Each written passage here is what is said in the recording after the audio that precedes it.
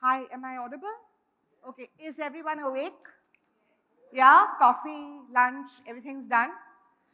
I'm not going to spend any time telling you about why inclusion is important. I think the sessions we've had before this have laid the foundation for why inclusion is not about social good, it's a business imperative.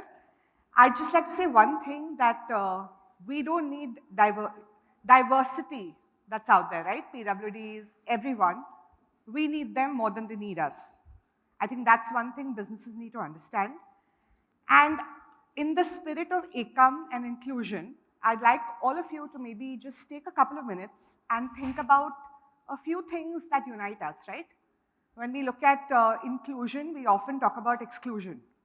We talk about women, we talk about genders, people with disability, but everything is very intersectional, right?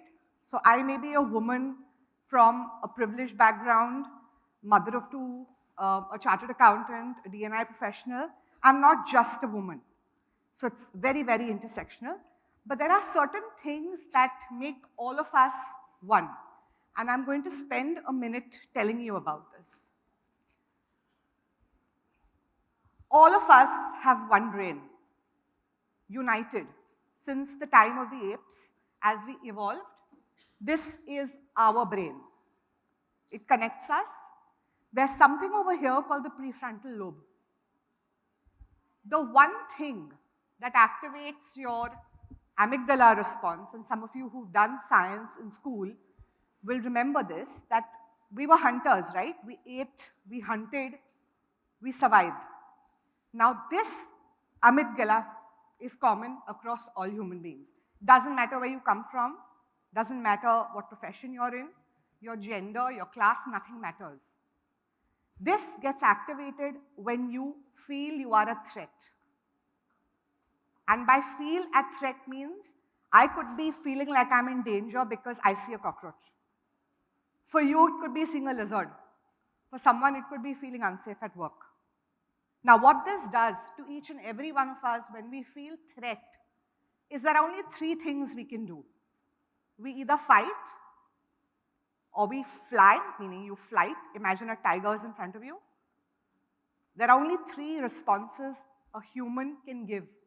Fight, flight, and freeze, which is you pretend you're dead. Now, this gets activated the minute you feel unsafe. So whatever we spoke about today, innovation, productivity, having diverse people in the workforce, all of that goes for a toss because I can't even send a simple email. Therefore, when we look at inclusion, we should get the foundation and the basic right, that of making sure that the people who are employees, our customers, our stakeholders, our franchisees, vendors, they feel safe.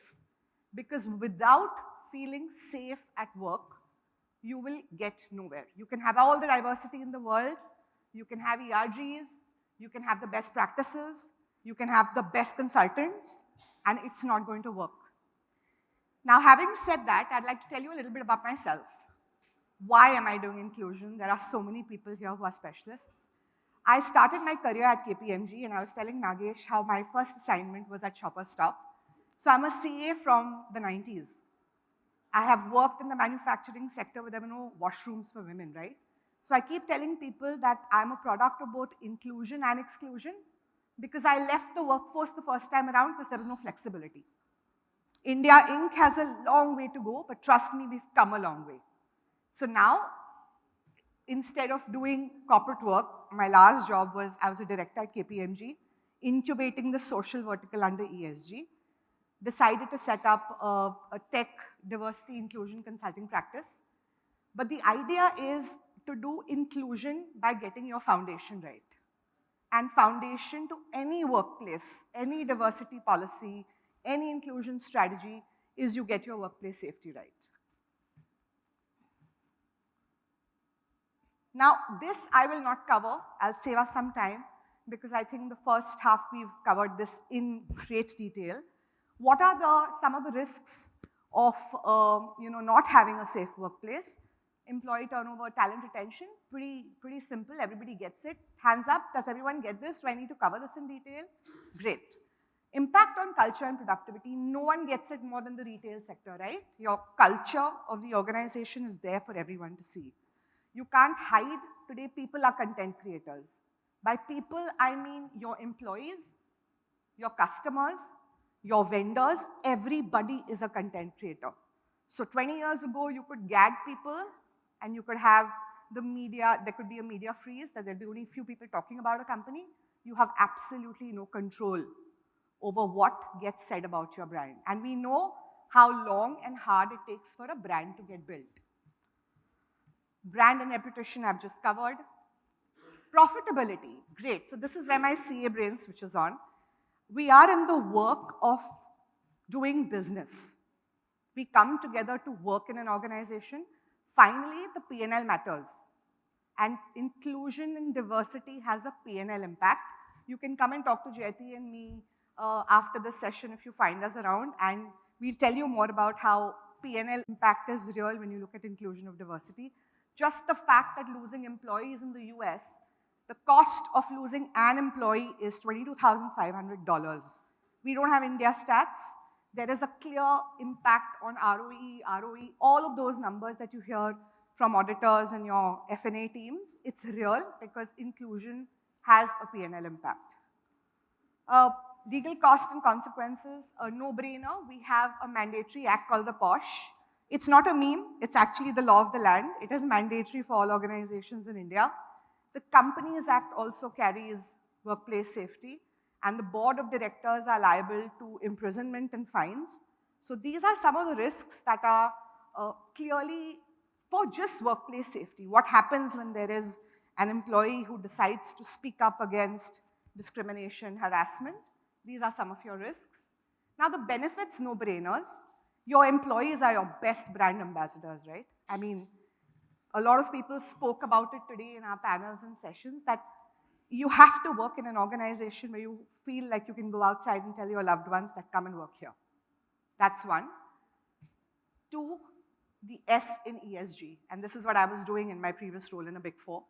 The social vertical diversity and inclusion is a very, very important matrix. So if you want to feature in CRISIL's rating, right, get your ICSE like score mark sheet, go on the website, you'll see how people are ranked. We've got a new SEBI framework that came in July, and merely having tick box compliance is not going to get your rating. There is likely to be audit. So, you know, the greenwashing days in ESG are over. Therefore, do whatever you do, not in form, but look at the substance of the initiatives that you're looking at. Like I said, it's a no-brainer. I mean, if I don't feel included is, I think, step 3, the 3rd floor of your building. If I don't feel safe, I'm not going to talk to anyone in the organization.